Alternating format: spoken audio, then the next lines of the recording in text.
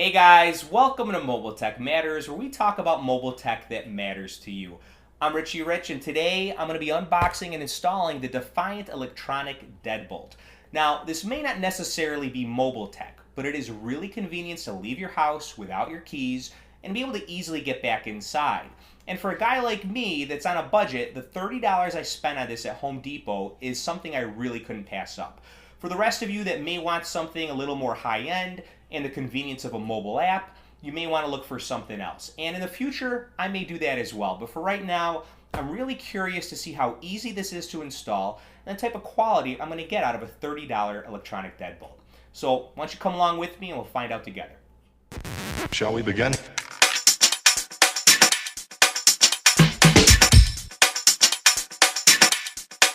Let's begin now. Okay guys, well here it is. The Defiant Electronic Deadbolt. Looks Spanish to me. We're going to flip that. Okay, so it's ideal for garage, entry doors, home office, computer rooms, and utility rooms. Simple installation, no hardware. Let's see what's inside the box.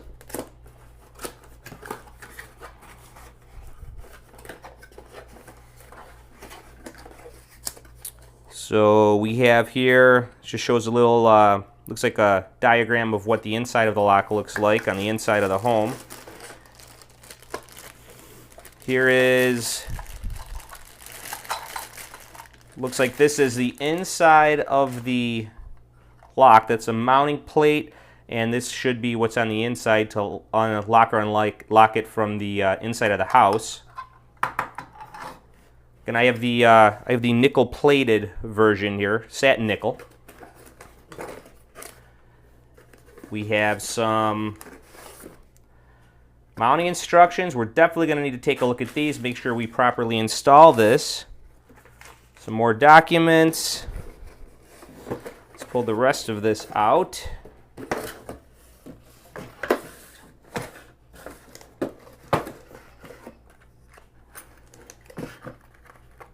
And here should be mounting hardware. So yeah, we've got the actual deadbolt, some mounting hardware. Comes with 2 keys. I believe this is a strike plate, I believe it's what it's called. And the actual lock. So this is pretty good quality. It looks really nice. It actually matches the current locking system I have on my residence really well. So I'm not sure how to get this out of here. And I'm not going to take this out of here just yet, because what I'm going to try to do is I'm going to see if this lock can be taken to a locksmith and get keyed for the rest of my house. I have a quick set lock set. Basically, quick set is just a way of quickly being able to set your lock for a specific key, so the whole house would have one key. That's by the company Quickset. This is Defiant, but I'm pretty sure I read somewhere that there's a good chance that a locksmith could key it to match that system, so I'd have one key for the whole house. I'm going to go take this to a locksmith. I'll be back in a little bit, and I'll let you know if I had success in that, and then maybe even have a video for a quick install. So we'll check this out shortly. Okay, so I'm going to go ahead and I'm going to remove the old lock. So this is just a replacement. It's not a new install. So you just take out all the screws.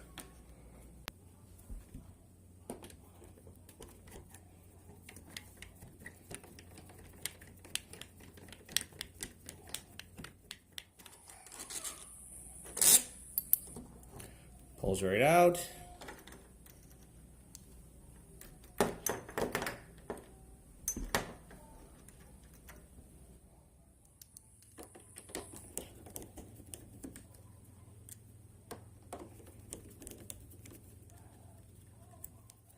So just to show you guys, this old plate was on here from the previous lock.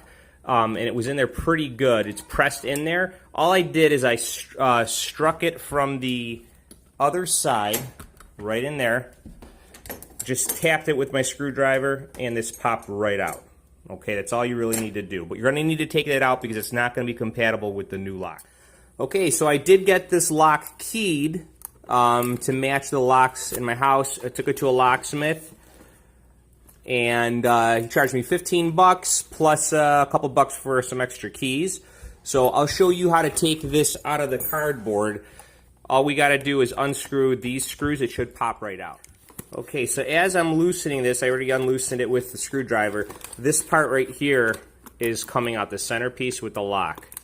Okay, so I'm just going to continue to take out those screws. Pull out this plastic piece. Be careful not to damage that connector. And pop that cardboard right off. Okay, and then for right now, I'm just going to put it back until I read the directions, make sure I put this together properly. Okay, so the latch right here, back set length, comes preset at 2 3/8.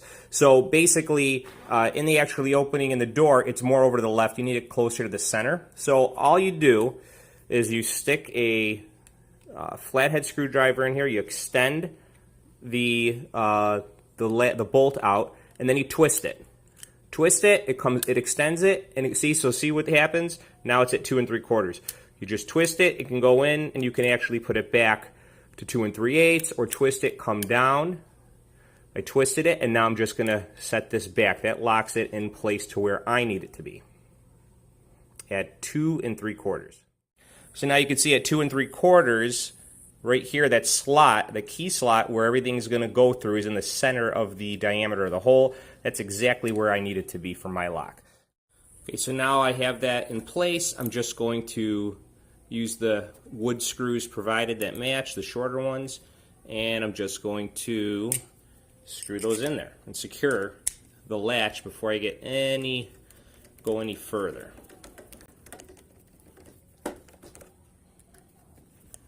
You want to screw those all the way in. Okay, so now I'm going to place this keypad on the outside of the door.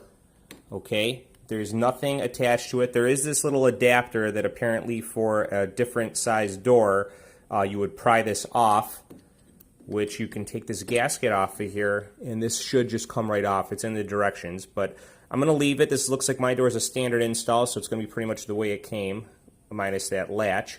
So you stick this part right here through the key slot on the other end, and you string this cable underneath it.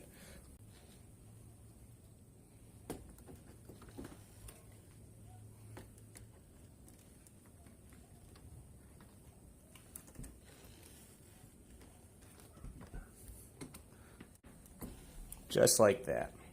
Okay, so I'm holding this other end in place so the lock doesn't fall out. You're going to have to take this mounting bracket here, and it clearly says that this side is up, and the cable's going to go through this little notch down here, and also that this part with the bulge is against the door. So that's what I'm going to do. I'm going to slide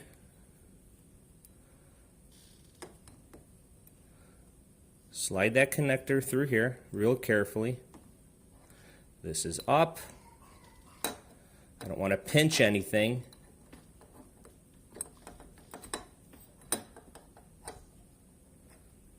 So I'm looking at the other side to make sure nothing is pinched. I'm pulling it nice and snug. And then we're going to put our screws right in there in these two holes. These long ones right here.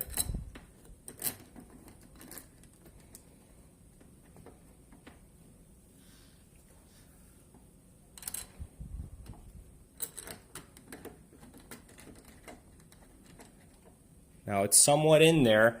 I'm just going to check off camera just to make sure that this is pulled snug, that it's not going to pinch against anything while I'm tightening it, and make sure everything on the other end is aligned straight. So I'm just snugging these up a little bit. It's going to be a little bit easier for me to align it once these are snug, a little tighter. And then I can secure it real tight once I'm certain that everything is straight. There is the keypad side on the outside of the door. This style did match my old hardware I had on here, a Schlag, that was not electronic. It's a little shorter, but the same style, so I'll probably have to touch up that paint a little bit. And on the other side, I've got this firmly secured. This is not pinching or anything, and this is through that slot right there. So now it's time to assemble the lock side here. And it says you take off this cover. So what we're going to do is there's these two little springs right here. We're going to pinch those together, and this should slide right off. Actually, it helps if you push down with push down over here with your finger.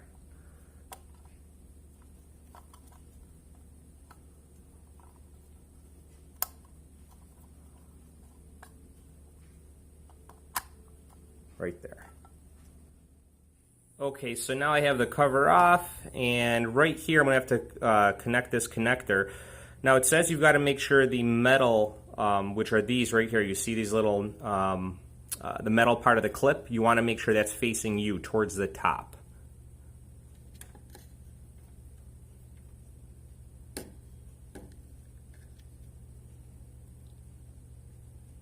Slide it in there gently. Make sure it's firmly in place, like that. So making sure it's firmly placed, both of them, and then this needs to be wired a specific way. This has to go through here and into this little plastic clip.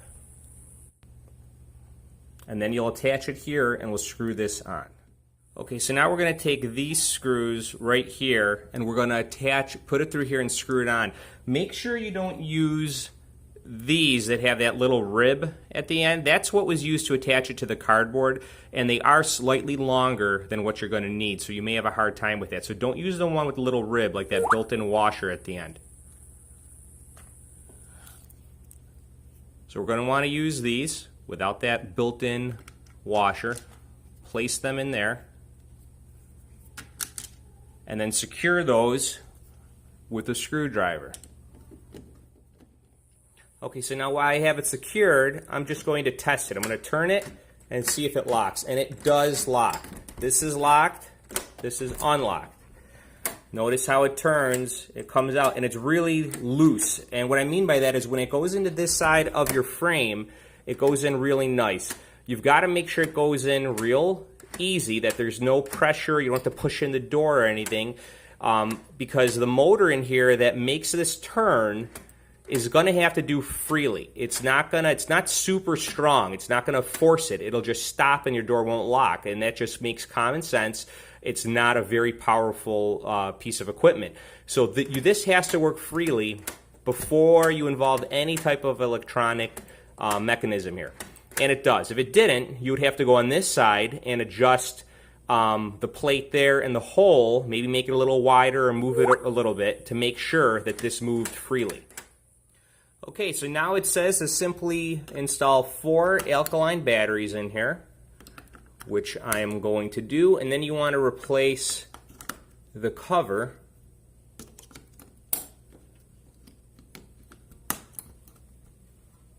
It should snap right on into place, and that's it. Everything works great. The next part of the directions is basically to enter the default programming code. The default's 1, 2, 3, 4, 5, 6, and that'll lock the bolt direction and complete the installation. So then we can go and change the code to what we want to use to unlock our door in the future.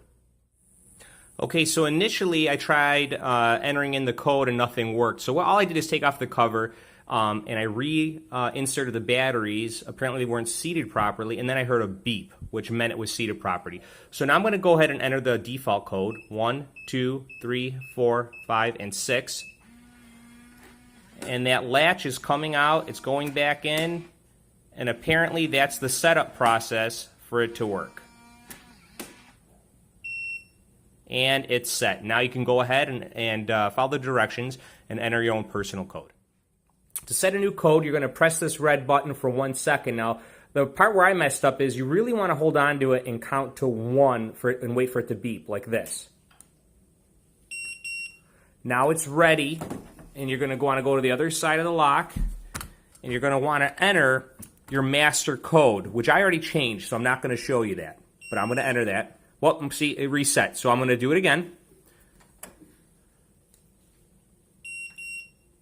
Now I'm going to enter my master code.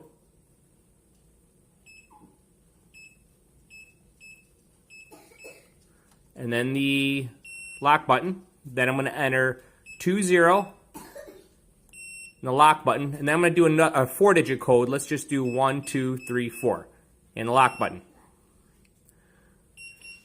And now it should be set. We're just going to wait a second. It should turn off in a second, and then we're going to give it a shot. Okay, so it reset. Now I'm going to lock the door. Okay, and now I'm going to press the new lock I created. 1, 2, 3, 4, and it opens. So it's that simple. For the master lock, if you want to change that, you basically just follow the directions. You do the same thing, but you enter the master lock that came with the initial lock, which is on the directions, and then you press 10 instead of 20. But it's that simple.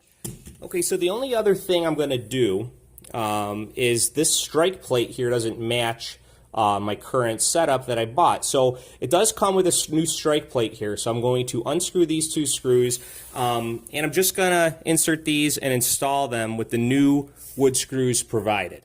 Okay guys, so here's another tip. What I noticed with my lock, so it locked smoothly till right around here. It still had a little bit more room to go where it just wouldn't lock. So basically, I had to increase the depth of that hole in the door frame. So basically, right here is where it would stop. It wouldn't be completely parallel, this lever right here. So like I said, this could have come out a little bit more. So what I did to make sure that this was all the way out in my door frame was use my screwdriver. Okay, so I tried going in there with a screwdriver and cleaning it out. It did a decent job, but I actually ended up using this small chisel. And I ended up going way back in there and rounding it out and getting the back of it and the sides to make it a little bit deeper. It just looks like when this was drilled out, they didn't clean it up really good to make it really flush and let everything go in perfectly. What I want to show you now when the door is shut, this goes in right where it's supposed to. Super easy.